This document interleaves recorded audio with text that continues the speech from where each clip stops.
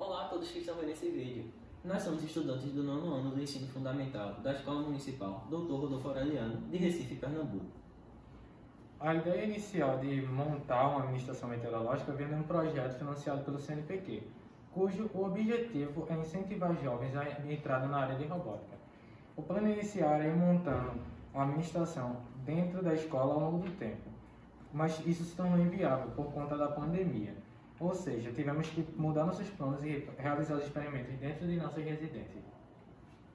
O problema que identificamos está relacionado às pessoas que moram em comunidades de risco a se protegerem de possíveis desastres se elas fossem alertadas com antecedência.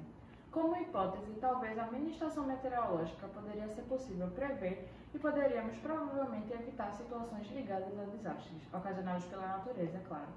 Como objetivo principal do nosso projeto é criar uma plataforma de monitoramento de variáveis do clima, observando variáveis como temperatura, pressão e umidade relativa do ar dentro e fora do nosso ambiente escolar. E como objetivo futuro, poderíamos atuar como um instrumento que auxilie pessoas que moram em comunidades, morros ou zonas de risco a se protegerem de possíveis desastres. Bom, o trabalho se deu início ao sermos apresentados a uma placa de Arduino que era possível de realizar com tal. Depois viemos a aprender os conceitos teóricos de física que até o momento não era de nosso conhecimento, por não fazer parte da nossa grade curricular.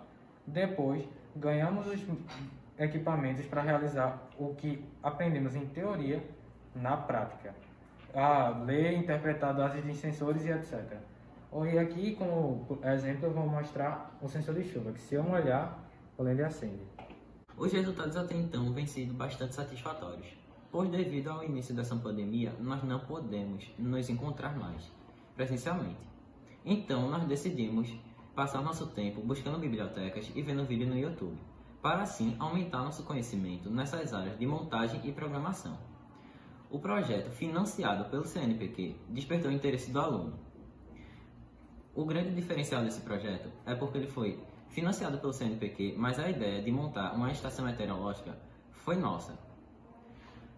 Graças ao retorno das aulas presenciais, agora nós podemos continuar a montagem da mini estação.